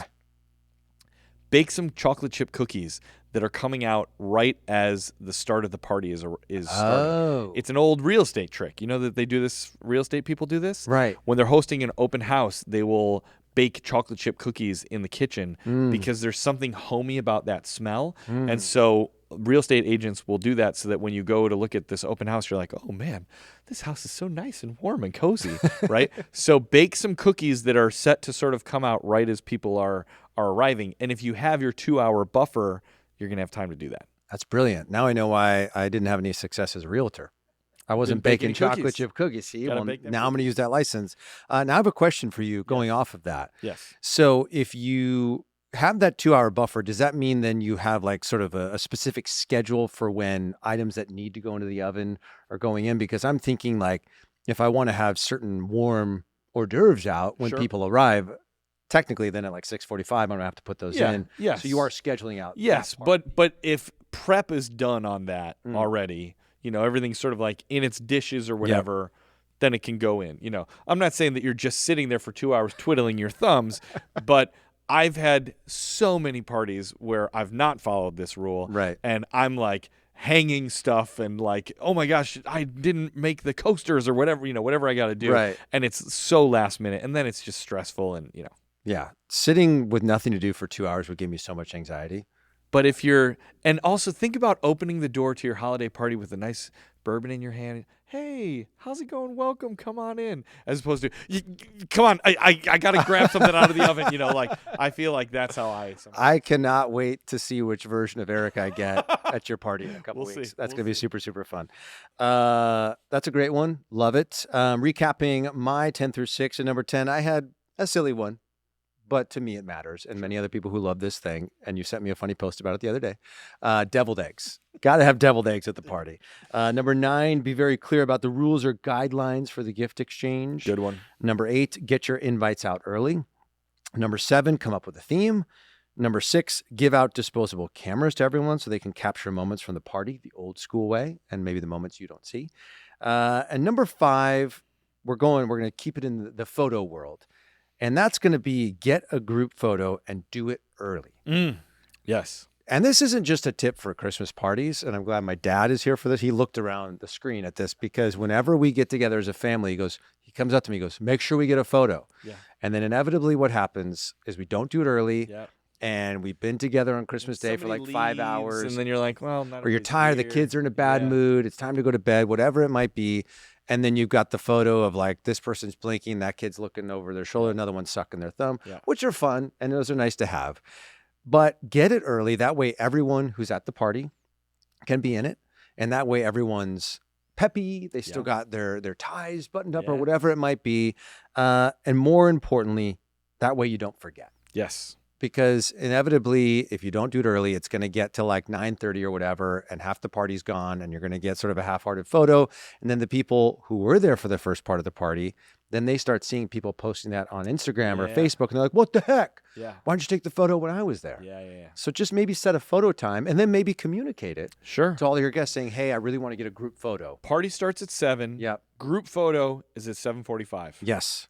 So if you're not there for that, that's on you. You're not going to be in it, and now you can't blame me. Yep. And like passive-aggressive post comments on Facebook, like, looks like fun. Yep. That sort of stuff. We don't need that. We don't need passive-aggressive behavior on the holidays.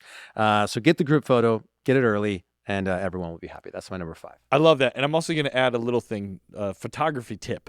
If you're doing a big group photo, whether you're doing it inside or out in the front yard, wherever you're doing it, in the garage, whatever, levels are key. Levels are key. And so windows. often, yes, and windows, but like levels, the extra effort it would take when you're doing a photo of, let's say, 25 people, right? You got some grandparents, you got some aunts and uncles, you got kids, you got young people.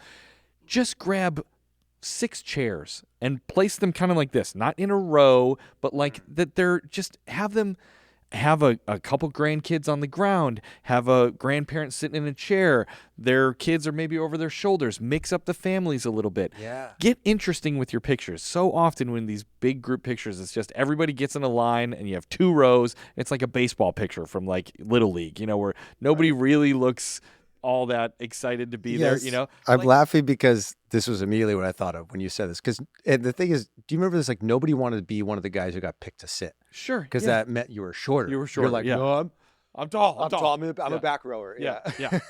But trust me, like just a couple of chairs like this and just change your angles a little bit so not everybody has their shoulders directly at the camera. You will thank me later because your pictures will look so much better. We got a photo like that with my grandma, one of her last Christmases. We shot it like on a huge wide angle. Yep. And that's what I'd advise as well, is like the iPhone has that feature where you can do 0.5. Yeah. So that way you can make your picture a little wider, capture more of the space of the tree, and don't feel like you got to cram everyone into this tight little space. Use technology as your friend. I love it. Yeah. All right. My number 4 is going to be have a theme. Have a theme or an assignment for guests before they come. Now, this could be many different things. It could be festive dress. We talked about this a little bit, right? It could be a white elephant gift, right? It could be a PJ party. Ooh, hey, everybody maybe wears pajamas, and also we all bring a set of pajamas to donate to a homeless shelter or something like that, right? Favorite Christmas character. I think you talked about that. Yeah. Maybe doing a Toys for Tots. Some sort of theme that or assignment that is a reason for coming to the party, as opposed to just, hey, we're coming to hang out. And now, sometimes with a family party, you don't necessarily need to do this, but if you're having a group of friends over, people like a theme. They like a theme. I saw a great post just a couple days ago, actually, that I wanted to highlight here, that a gal hosted a My 2 Favorite Things party. Ooh. So what she did was she set a price limit, she said, between $40 and $80 for your favorite thing. And everybody brought 2 of an identical favorite thing. Okay. So whatever it's like, I love this blanket. I love this body wash, this whatever it was. And every person that came to the party had a $40 to $80 limit. You had to stay within that. And whatever it was, your favorite thing, bring 2 of the same thing. And then once we got to the party part, or the gifting part of the party, each person would go up and give almost like a little TED talk about why their favorite thing is their favorite thing. Oh, that's great. I love this blanket. It heats up and it's so great, and I've had it for so long and it's durable, whatever. And each person would give a presentation about what their thing was. Fun. And then you did sort of a grab bag kind of thing where everybody drew a number. First person got to pick their favorite thing. Second person went up that. And then there was even a grand prize for whoever both of their things got picked first. Whoever had both of their things go before anybody else got like a special little prize from the host. Awesome. But I was like, that's a fun thing. And it lets people love sharing. Like, I love this thing, whatever it is, right? So 2 favorite things party is a cool theme that you could do. That's brilliant. But my number 4 is essentially have a theme or an assignment to your party. I love that because whenever you do a gift exchange, what inevitably happens when you're opening the gifts and you get something that you're not really excited about, what do you start doing? You start hard selling this to people. Oh, man, this candle. Woo! You smell this thing? I mean, it is just so accurate. Right, yeah. And this way, you're actually know what you're getting. Yeah, and you're selling something you actually care about rather than trying to lie to a bunch of your friends. Yeah. So you can try to get something different. Yep. I like this. And I think that in this one, there's no trading. It's just everybody gets a number, and then everything is out on the table. You've already seen what all the gifts are, and whoever gets number 1 gets to pick what they want. Whoever gets number 2 gets to pick what they want. Yeah, that's cool. I love that. And then you might pick something that you wouldn't have normally picked because now you know what it is and why that person likes it so much. Totally. That's brilliant. Great suggestion. My number 4, I think you mentioned this in your 10 through 6, is going to be play some fun games. Yeah. Parties aren't a short affair. No. It's not just pop in for 30 minutes or whatever. Like some people will get there when the party starts at 6, and they might be there till 9, 10 o'clock, and you got to fill that time with some activities. And I think having some games prepared, and there's a ton that I've found on Amazon. They've got like really cool like Christmas themed games. Obviously, you shared yours last week, but there are like this. I don't know if you've seen this. There's like this inflatable like reindeer. Oh yeah, I have them. Do you have them? Oh yeah. And they have antlers on them. They'll be at my party. Oh, perfect. I can't wait. Yeah. And there's rings that you try to toss, onto the antlers, which is super fun. There's reindeer hooves was another one I saw on Amazon. And then I just bought this one for my daughter's trunk or treat, was the inflatable trees that you can do a ring toss with as well. It's great for adults. It gives adults a chance to be kids again. Yep. But inevitably, a lot of us who are hosting parties for our friends like yours, they have kids who are showing up, and like, if you don't give kids something to do, they'll find something. They'll find something to do that's probably not what you want them to be doing. Yep. So I think really considering everyone who's going to be at your party and coming up with a game that gives everyone to participate in it together and have success with it, I think is really, really key. So that's going to be my number 4 is plan some fun games. What a great selection, Danny. My number 3 is play games. Wait, was that not in your 10 through 6? I think I had a specific game that I had at number 10. Okay, yes. Copy. Okay. And so this is more a general play games. Copy. Okay. Okay, and so mine is the reason to play games. Danny said a lot of this, which is great. It forces interaction. And that's the big thing, is that so often at a party, especially if you're doing not a family party, but a friend's party, you may have friends from different friend groups. And it can be so easy to just sort of navigate to the people that you know. Right. And then you get in your little corner, and the few people that don't necessarily know somebody, they're talking, but the people that know each other get in their little cliques. Right. And I get it. But when you play games and you break people up and you say, no, you don't get to be with your husband or wife, you have to be on this team and you're on this team, it forces you to sort of make connections. Yeah. It also provides memories, because I will say I've been to parties that were fun, but I usually don't remember them after the fact. Whereas parties that I've been to that there was an activity like a game, I will be like, do you remember when we played that crazy game where you had to like pick up the cups and flip them over your head or whatever? It provides a concrete memory for people to look back on. It's fun, and it gets people out of their bubble. A couple more games that you may see at the party coming up in a couple weeks. One is where we're going to tie a candy cane to a string, and it sort of hangs off your rear end, right? And it's about maybe, I don't know, 1.5 feet long. The string? The string is. Okay. And then there's candy cane at the bottom. And now there's also candy canes in a cup on the ground. And you have to sort of essentially move Wiggle your body, your hips? wiggle your hips around to get the candy cane on the bottom to hook a candy cane out of the cup. It's going to be a very fun one. I can't wait for that. We're going to have some things where you have to slide stuff over the kitchen counter. There's a lot of games that are coming. It's going to be very, very, very like fun. Sort of like shuffleboard Yeah, style? shuffleboard Oh, style. super fun. Yeah. You got to bring out the paper footballs. Ooh, Do you remember that game? I do. I know that's not a holiday themed one, It's a but good game. Good game. that would be a fun game to play on Thanksgiving Good Thanksgiving game. because Thanksgiving is Football and football. turkey. Yeah. I miss playing paper football. Yeah, it's a good one. That was thrilling. I wonder if I could still remember how to fold. Do you remember you would fold a piece of paper? I do. I never was in charge of making of the football. I just did the playing and the flicking, and you get it right off the edge. Oh, that was the best. Games are key. I love that, and I'm really excited for yours. Number 3 for me, and I know this might be hard for people, but please, let people help. Let people help you, okay? Yes. You don't need to be a hero. I mean, unless that's your jam, right? Like I know some people are like, I love to plan parties, and I love to cook all the food, and I love to come up with all the decor. But like, if you can take some of the burden off and like accept help, you are empowering those who love to help and offering them an opportunity to show their love language. I like that. And I know that's hard. Believe me, that is coming from someone who, when I was in high school, this is just one example of when I've done this in my life. I wanted to paint my bedroom. Mm-hmm.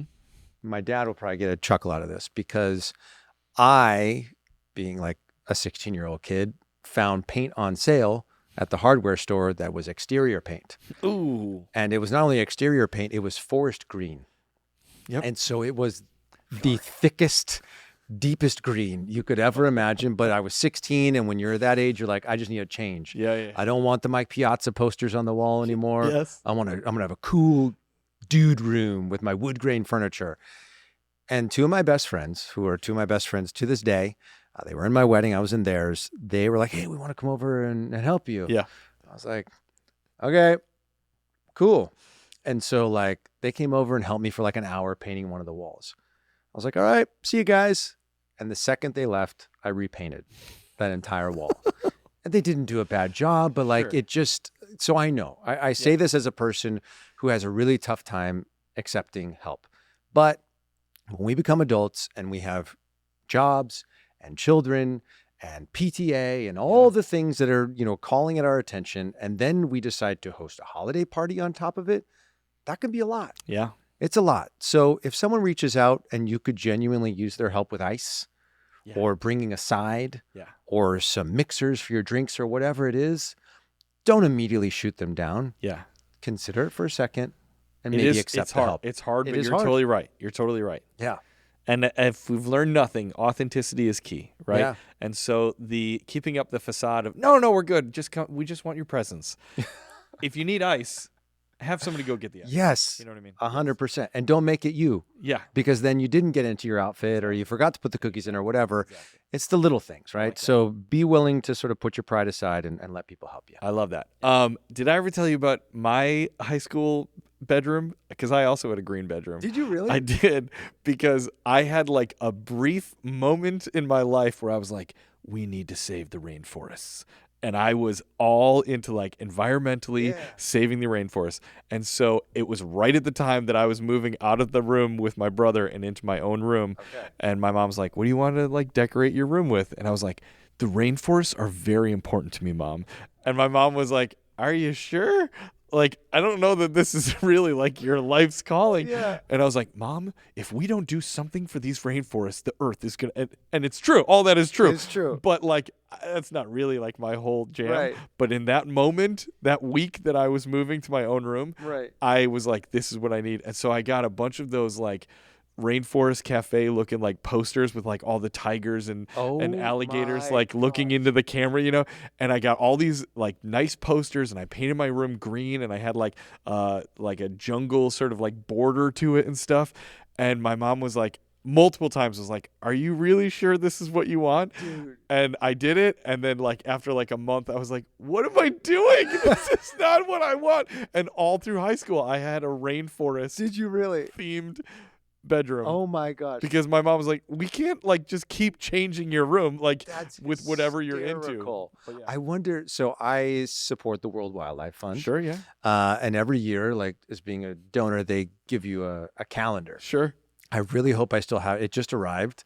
Usually it ends up in, I don't hang up calendars. Sure, yeah. But if I still have it, I want to give it to you. Please do. It needs to hang up. It's very important to me. Yeah, I want you to hang it up in your office and paint it all green because it's so important to you. I love that. That's really amazing. Good. I thought you were going to say for a second I really got into the Packers for like a brief second in high school. Never. All right, my number 2, and this could easily be number 1. Okay. It's the perfect playlist is mandatory. Mandatory. Like you got to put some effort into what music you're going to play. We have done, if you're looking for what to play, Go back. We have previous countdowns about this exact thing. Perfect playlist for a party. Yep. Think about what the vibe you're going for is. Yep. And maybe also anticipate that the vibe may change in your party. And if you're setting up a Spotify playlist or something like that, maybe the first hour is a little more upbeat and it's more Jingle Bell Rock and that kind of stuff, right? But then the middle hour is maybe goes to more of a Vince Guaraldi kind of vibe, right? And then maybe you finish it up with some lo-fi chill hop kind of stuff, so that if you plan out the vibe of your party musically, sonically, how you're going to fill the room, it will help get you where you're trying to go. You know what I mean? Yeah. So put a little bit of effort into creating the perfect playlist and look not just like, oh, these are 20 songs. That was mean. I was mean against the listeners. I made them all dum-dums. I was like, oh, these are some songs that I could put in the list. I apologize. That was very pretentious of me. So I apologize. Well, we can go back and get rid of it if you'd like. No, you can leave it. That's okay. My point is, don't just say, here's 20 songs that I like, and I'm just going to put them in and play it on repeat. Yeah. Really kind of craft the sonic vibes that you want for your party. A sonic boom, if you will. Sonic room. Sonic room. I don't know. Yeah. That I like deep cuts for 90s kids. That's a street. Boom. He was my guy. Guile was my guy. Yeah. Miles is really into Street Fighter right now. Is he really? Yeah, Who's his favorite person? He likes Dalsim. Okay. He likes a guy from Street Fighter. What's his name? Ryu? No, Ryu's my guy. Ken? Not Ken. It's their protege from like Brazil. It's like a kid with a basketball. I don't know that one. Sean. His name's Sean. These are new Street Fighter characters. Yeah, I it's don't know from about. like Street Fighter 4 or something like that. Yeah. We liked Street Fighter 2 Turbo. Okay. Guile was my guy. I would go, there was a 7-Eleven by my house as a kid, and they had the arcade game. Sure, yeah. And there was some kid who would always go there and play. I may have chatted about this before, but Guile had this move that would freeze the machine. It was called handcuffs. Okay. And if you did it on a guy, literally the machine would just stop. Wow. And you had to like press the button on the top. Wow. And I was like, why are you doing that, man? Like, you just lost your quarter. Yeah. And now none of us can play. Because like the guy at 7-Eleven, if he sees you reaching your finger, he's like, get your finger off my machine and you're out of here. Anyway, would you believe, Eric, that my number 2 is music? There you go. I specifically said build an epic playlist and make it match the flow of the evening. There you go. And the other tip I had here was find songs that maybe people don't know. Yeah. Give them the hits, right? Like people want to hear Jingle Bell Rock and Rockin' Around the Christmas Tree and all those songs that we know that we can sort of snap along to and sing along to. But also intro them to some new tracks that you love. As we've learned on this show, people love discovering and being introduced to new music that they love. How many times have we received messages about like, I didn't know who J.D. McPherson was. Sure. I didn't know who Jamie Cullum was or Mark Broussard or Amos Lee or all these people we've shared over the years. And now those people have become big fans of those artists. And it's like, if you're a music person, like it's a matter of pride, I think, to put an artist on or a song on. Someone's like, I've never heard this before. I know. And they're like, I like this. Who is this? And then the next time you see them, they're like, oh, I went out and I bought that album or whatever. Like, it's a really cool way to sort of share your love for music. And like you said, I think matching the vibe and like, especially if you're the party planner like you, Eric, you know when the games are going to be, you know when cocktail hour or whatever is going to be. So you know how to build that playlist to match the flow of the evening. And really, music is sort of the language of the soul. And I think it really adds that soundtrack to your party. So I think it's vital. And that's my number 2 as well. I love that. All right, my number 1 tip and trick. Yeah. I would say that almost anything that I've learned about how to throw a good party comes from 2 of my friends, Bill and John. Okay. Bill and John are 2 of the classiest guys that I know in the world. They throw the best parties with the best groups of people. They're always so classy, and I've taken so many things from them. Okay. And this one, my number 1 tip is definitely from them. And it's curating a great guest list. Ooh. Now, okay, there are different purposes of different parties, right? Sometimes a family party, you're getting the family together, right? Sometimes a friend party is we're just having like our close group of friends, shorthand, everybody just come as you are, easy peasy. Right. Sometimes you're having a big party where you want people to mingle, whatever it is. think about what you're trying to accomplish with your party, right? And especially if you're doing a party where you're having different groups of people from different circles of your life, think about who would be interesting to other people. As opposed to just yourself, like, I want all these people at my party. Think about, so-and-so has never met so-and-so from a different part of my life, but I bet they would actually really hit it off. Yeah. And so a way to do that is, especially if you're having some sort of a sit-down event, when we go to Bill and John parties, it is their rule that you do not sit with your spouse. Oh, okay. Ever. No one sits with their spouse. The only other time it ever happens is if somebody is like brand new and literally doesn't know anyone, or like there's a language barrier and they're trying to keep somebody feeling okay.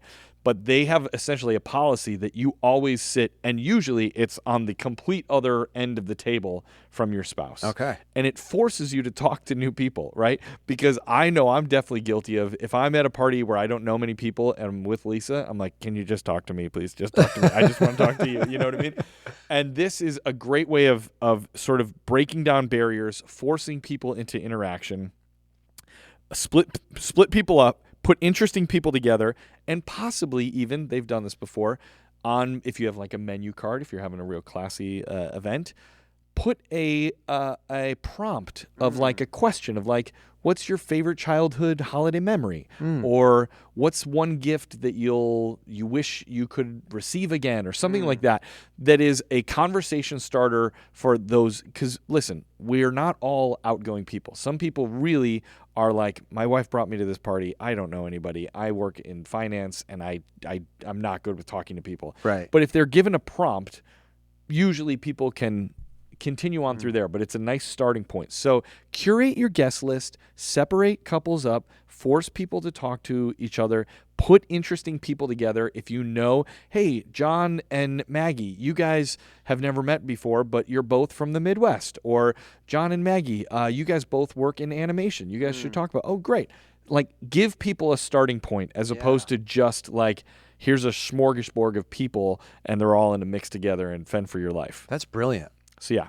I love the prompts. Like, I feel like we could even do like a countdown about that. Sure. It's a like 10, conversation starters or small talk, topics or questions you can ask, because like you were sharing, like not everyone who goes to a party or any social setting feels comfortable in those spaces, and they don't have. And you can only ask, oh, so what's your name? What do you do? Where are you from? Like, okay, everybody can do that. Right. And if everyone's asking those questions, then it's like, you can get a little tired. You're like, I work as an actor. I'm like, before you know it, you've shared the same story, and you're not getting to the meat of who you are as a human.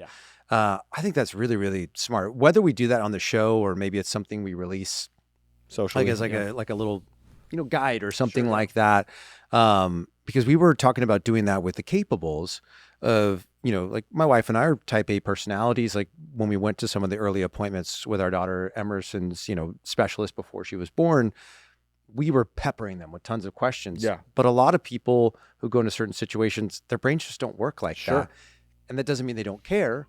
It's just not. It's just not how their brain. That's just not how they're wired. So to be able to provide people with those might encourage more people to go to the parties. Totally. And they might then have a lot more fun and then realize, oh, I do like sharing these things about myself, or I really love learning these things about other people. That's brilliant. I love that suggestion. Thank you for sharing it. Before I reveal my number one, did want to remind you guys, if you're not already subscribed, please make sure you tap that subscribe button and make sure you rate and review. You could have your review read on the show if you do so. If you're not following us on social media, you can do that at Christmas Countdown Show on Instagram, Threads, TikTok, and you can watch full episodes and find out what room Emilio is sitting in next here. And you could see in the next episode, my dad sitting in whatever, I don't know what room we'll put him in. We'll figure that out when we get there. But please make sure you check us out, youtube.com/Countdown Network. And make sure if you are in the Southern California area, right, Eric? Yes. You come check out the The Holiday Experience in the Simi Valley Town Center, which is, you can find them on Instagram at holiday_experience24. Remember, it's 1 million lights, 50,000 square feet of holiday goodness. So good. It's so much fun. We thank them again for letting us record here. Yeah. And also, if you're in the Southern California area, come check out our live show at Big Bear. That's right. On November 30th. It's coming up. It'll be this week if you're listening to this as it drops. Yeah. Please, we would love to have you guys there. We may try to find a way to stream it or something like that, but we would love for you to all to be there in person. They've got the tree lighting going on there in the village on Friday night, right after Thanksgiving. And then Saturday, we'll be doing our show at Destination Big Bear right in the heart of the village. And we'd love to see y'all there. So I'll put the link in the episode notes so you guys can get to the ticket purchasing page for that. I think that's all the busy biz. And make sure, again, check out realchristmastreeboard.com.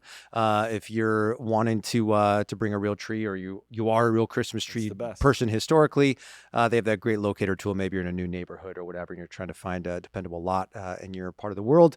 Check them out. Get that iconic piece of Christmas into your home this season. Without further ado, my number one, and this is so much a tip for myself. And it's not just a Christmas tip, but let's apply it. Tip. It's a life tip. And that's going to be just relax. Chill out, baby. And go with the flow. Like your old boy Aaron Rodgers said. Yeah. RELAX. He's relaxing a little too much, I think, is what's happening to the Jets. But here's the bottom line. This thought hit me. There's nobody rating or reviewing your party. Just have fun, be present, and enjoy being with those you love the most. And that is a tip, not just for your holiday party. Are you laughing at me? I know. I'm laughing at the thought of now, you know how when you leave a bathroom, it'll say like rate your experience? Oh, there's like the 3 little faces. And now I kind of want to have a rate and review as people leave my party. Of like a smiling Santa, a neutral Santa. Were you satisfied? Were you satisfied? Oh, give me a That's good. Jingle. That's worth it. That needs to be on a shirt. That's a t-shirt. Are you satisfied? Yes. Dude, that's brilliant. Write it down, somebody, because I will forget. Yes. And it won't come out till... disrespect. What did he do? He just went, like he was writing it down. Oh, good news. We have the shot so we can see Emilio sitting in his... where was he sitting when he wrote that? In Santa's workshop. Santa's workshop. Yeah. Rude. Are you satisfied? That's brilliant. I don't know where we go from there. But no, honestly...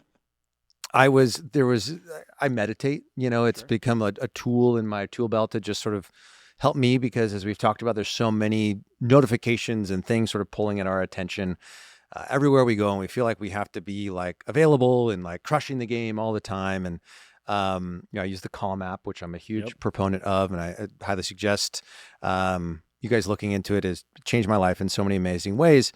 But the prompt the other day, or sort of the theme, one of the people who's like the main curator, she does like the Daily Calm with Tamara Levitt. And she's just got this very calming voice. The theme was I gotta go back to it. I think it was it wasn't non-contention. It was maybe non-contention. Does that sound right? Sure. Anyway, it was all about like not fighting the current. Is really what it was about. Is that so often in life, we have this like picture of what something is supposed to be, or what a moment is supposed to feel like. And when it doesn't, we try to force it into being that thing. I know me as a parent, I'm guilty of that all the time. And that's why I asked you earlier about like when you take your kids shopping for the tree, like how do you balance that thing? And like life works best when we just react to what is happening around us and go with the flow. I think I chatted about this on Disney Countdown when we were hosting the first season, was like the turtles in Finding Nemo and like the Australian current, that they just get into it and they don't fight it, baby. Ride the current, man. Like I think so much of our stress and our anxiety and depression and all these things we deal with in life is when we are trying to fight against where we're at in life, rather than looking around saying, this is where I'm at right now. And there's a season for this, and there are lessons to be learned, but also I can feel angry without being that emotion. Do you know what I mean? I can feel disappointment without being disappointment, and getting caught up in the ways of it. And if you guys haven't seen the movie Inside Out 2, and I highly recommend. There's this amazing scene where like anxiety is like at the control board and like there's just a panic attack happening essentially. And sometimes all we have to do is just step back, take a breath, and just be present. And going back to what we've done this season, ripple was our word for the first countdown. I think it was full was our second one. This one is going to be just go with the flow. And just be, just flow, right? And just let it be, right? Like there's a moment for everything in life and just be present for this one. And if the cookies are burnt, people will find something else to eat. Yeah. You know what I mean? If a glass breaks, you've got 12 more in the cabinet. Just let it be and everything will be all right. I like that. Yeah. It's a very chill vibe to end it with. I like it. And I'm talking to myself no, as much as anyone else right now. It's a great tip. Yeah. We all need it. All right, folks, that's going to do it for our top 10 tips and tricks for holiday parties. Yeah. We have a great list coming next week. Which I'm really excited about. And I can tell you are as well by the look you're giving me. Because you are so excited for this. Why don't you tell them what it is, Danny? It is our, I hope I've got this in the right order, because we're doing top fives in the next two. And I know we've got two great ones paired. Oh, yeah. I think it's the top 5 new catchphrases for Santa Claus. Yes. Which is going to be, that's going to be we good. know ho, ho, ho, Merry Christmas, but what if he couldn't say that anymore? Yeah. What if Santa was trying to move into the 21st century? Get some new material. Add some Riz. He didn't want to be mid anymore. He wanted to be full of Riz. Merry Christmas. Oh, Merry maybe that'll Christmas. be one of Oh, mine. that's good. That's good. That was a little teaser for you. But make sure you check out next week. We're going to have another great episode. And we have a guest on the next episode. We do?